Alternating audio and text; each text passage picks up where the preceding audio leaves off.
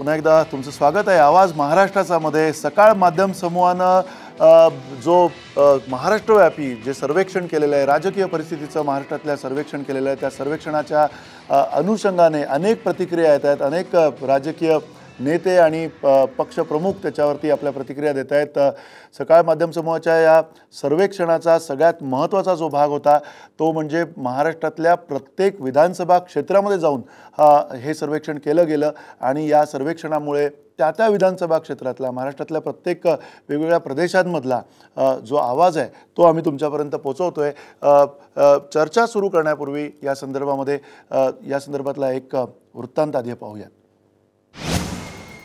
सकाळ माध्यम समूहाच्या जनमत चाचणीत महायुतीचं पारडं जड।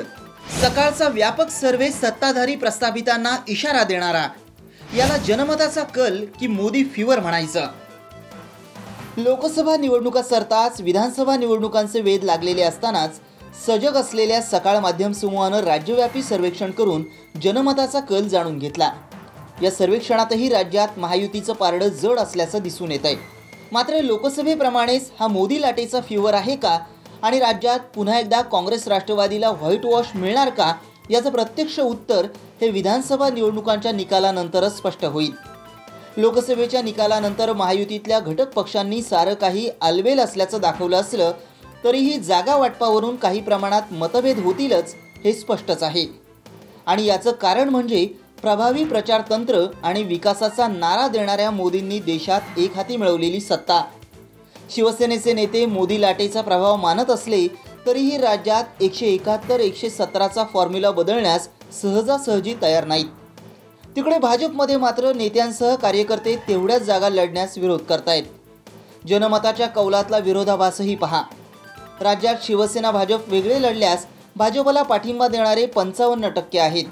मात्र त्याच वेळेस मुख्यमंत्री कोण या प्रश्नावर राज्यातल्या तब्बल 20% लोकांनी उद्धव ठाकरेंच्या नावावर शिक्कामोर्तब केलंय।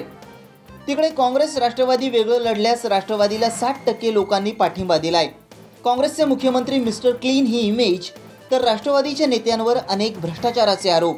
भ्रष्टाचाराचा मुद्दा प्रभावशाली मानणाऱ्या याच जनतेनं काँग्रेसपेक्षा राष्ट्रवादीच्या पारड्यात मत टाकायला पसंती दिली आहे। असे अनेक मुद्दे या सर्वेक्षणातून पुढे आलेत, ज्यावर शुक्रवारीच आपण आवाज महाराष्ट्राच्या या कार्यक्रमात चर्चाही केली। मात्र या सर्वेक्षणातला सगळ्यात महत्त्वाचा मुद्दा जर कोणता असेल तर तो म्हणजे जनमताचा कौल घेण्यात सकाळ माध्यम समूहानं साधलेलं टायमिंग। राजकीय नेतेही या जनमत चाचणीमुळे चक्रावून गेलेत। सकाळची ही जनमत चाचणी जशी सत्ताधाऱ्यांना दणका देणारी आहे तशीच ती प्रस्थापित मात्र विरोधी बाकावर बसलेल्या नेत्यांच्या डोळ्यात झणझणीत अंजन टाकणारीही आहे। कारण विद्यमान आमदारांच्या विरोधात असलेल्या जनमताचा रेटा आपल्या आमदाराच्या कामगिरीसाठी समाधानी आणि काही अंशी समाधानी असणाऱ्यांची संख्या टक्केवारीत अधिक असली तरीही मतदारसंघात अनेकांना बदल अपेक्षित आहे। एकूणच मतदार राजाला अपेक्षित असलेलं चित्र पाहिलं तर पूर्वीपेक्षा तो अधिक जागरूक झालाय असंच म्हणावं लागेल। प्रशांत मोहन, साम टीव्ही, मुंबई।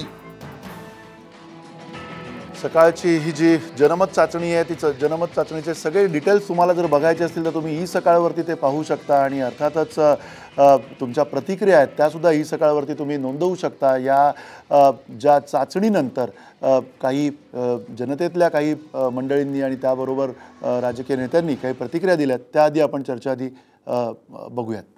या सगळ्या गोष्टींची नोंद आम्ही घेतोच आणि जर असं असेल तर जास्ती ताकदीने कष्ट करून आमच्या सरकारने केलेली कामं ही लोकांपर्यंत पोहोचवायची जबाबदारी आमच्या प्रत्येक कार्यकर्त्यांवर आहे। सकाळ माध्यम समूहाने केलेल्या सर्वेनुसार महाराष्ट्रामध्ये मुख्यमंत्री पदासाठी उद्धव ठाकरेंना पसंती आहे असं लोकांनी म्हटलेलं आहे। तसंच नरेंद्र मोदी सुचवतील त्या मुख्यमंत्र्यांच्या किंवा त्या उमेदवाराच्या बाजूने मतदान होईल असंही सर्वे सुचवतोय। आणि दुसरी एक महत्त्वाची गोष्ट म्हणजे या सर्वेमध्ये असं लोकांनी म्हटलेलं आहे की मुख्यमंत्री पदाचा उमेदवार जो आहे तो आधी जाहीर करावा। अधिक माहिती घेऊयात। काँग्रेसचे प्रदेशाध्यक्ष माणिकराव ठाकरे आपल्यासोबत आहेत। ठाकरे साहेब, जो सर्वे आहे सकाळ माध्यम समूहाचा त्यामध्ये मुख्यमंत्री पदाचा उमेदवार म्हणून सर्वाधिक पसंती उद्धव ठाकरेंना मिळते, तुमचं काय म्हणणं आहे? त्यामध्ये सर्वे कुठल्या आधारावर केला तेच पहिले मला माहिती नाही आहे, परंतु एकूणच मोदी सरकार केंद्रामध्ये येऊन 1-1.5 महिना झाला असेल, परंतु 1-1.5 महिन्यामधल्या ज्या निर्णयाच्या संदर्भामधली चर्चा सर्व राज्यामध्ये होत आहेत, देशामध्ये होत आहेत। त्यामुळं अच्छे दिन आएंगे हे मोदींनी जे एक लोकांपुढे अशा प्रकारचं एक वातावरण तयार केलं आणि सतत सगळ्या गोष्टी जादूच्या कांडीसारखे मी करेल अशा प्रकारचं आविर्भावामध्ये त्यांनी सगळ्या ठिकाणचीच वक्तव्य तशी भाषणं केली आणि लोकांनी विश्वास ठेवला आणि बीजेपीला निवडून दिलं. आणि ज्या वातावरण महाराष्ट्रामध्ये सुद्धा काही वेगळं नव्हतं, त्यामुळं प्रचंड अशा प्रकारचे मतं मोठ्या प्रमाणामध्ये बीजेपीला पडलीत आणि त्यानंतर पर्यायानं त्याचा लाभ जो आहे तो शिवसेनेला झाला त्या पद्धतीनं. परंतु 1-1.5 महिन्याच्या कालावधीमध्येच लोकांना जाणीव झाली की अच्छे दिन हे फक्त निवडणुकीमधल्या प्रचारामधून फसवणूक झाली आणि याच्या वेगळं मत विधानसभेच्या निवडणुकीमध्ये आपल्याला दिसून येईल. हा जो सर्वे आहे त्यामध्ये मुख्यमंत्री पदासाठी पसंती उद्धव ठाकरेंना मिळतीये किंवा दुसरा एक त्यामध्ये एक कंडिशन्स अप्लाय असं म्हणावं लागेल की मोदी ज्यांचं नाव सुचवतील त्यांना पसंती देऊ असं लोकांचं म्हणणं आहे. सर्वे जो केलेला आहे तो अनेक महिला आहेत, त्याच्यानंतर तरुण मंडळी आहेत किंवा सकाळ माध्यम समूहाचे सर्व प्रतिनिधी किंवा ऑफिसेस आहेत त्यांच्या माध्यमातून झालेला सर्वे आहे.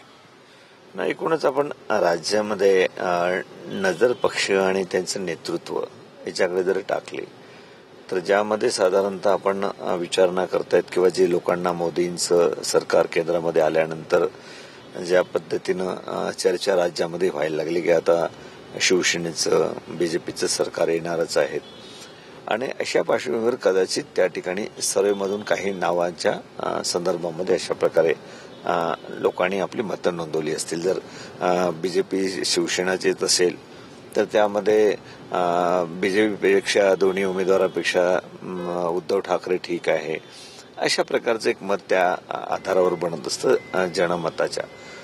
परंतु जनमत हे निश्चितच या 1-1.5 महिन्याच्या निर्णयामुळं प्रचंड याच्यामधला फरक लोकांना निश्चितपणे दिसून येईल. कारण यांच्याकडे कोणी सक्षम अशा प्रकारचं नेतृत्व ना बीजेपीकडे आहे ना शिवसेनेकडे आहे. एक आपण लक्षात घेतलं पाहिजे की बाळासाहेब ठाकरे साहेब गेल्यानंतर उद्धव ठाकरे निश्चितच त्यांचे चिरंजीव आहेत. त्यांनी पक्ष म्हणून तशा प्रकारे हे करण्याचा प्रयत्न केला. परंतु यशस्वी मुख्यमंत्री होऊ शकेल का हे प्रत्येकाने जर विचारून पाहिलं तर उद्धव ठाकरेंना अनुभव नाही आहेत. उद्धव ठाकरे कधी राज्याच्या वेगवेगळ्या विकासांच्या संदर्भात त्यांनी आपली प्रतिक्रिया कधीही दिलेल्या नाहीत. त्यांची नेहमी पद्धत जी आहे शिवसेनेची की आम्हाला मतदान करा, आम्ही घडवून दाखवू, या ठिकाणी परिवर्तन करून दाखवू, अशा प्रकारची भाषा प्रत्यक्षपणे ज्या वेळेला तुम्ही काम करायला जाता त्यावेळेला यशस्वी होत नाहीत, विकास साधू शकत नाही, ते जनतेला सुद्धा माहीत आहेत.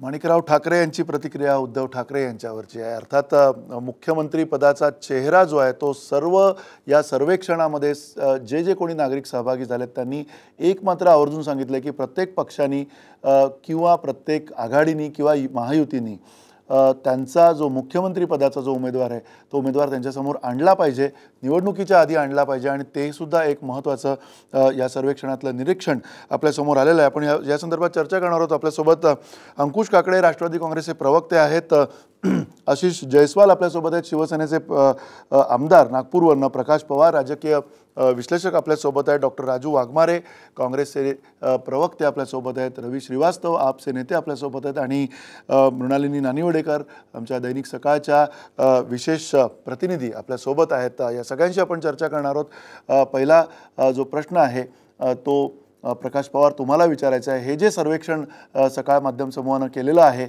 या सर्वेक्षणातला जो अर्थ आहे तो तुम्ही कसा काढताय? या सर्वेक्षणातले जे रिडिंग बिटवीन द लाईन्स आपण म्हणतो तशा प्रकारचे अर्थ काय तुम्हाला दिसत आहेत?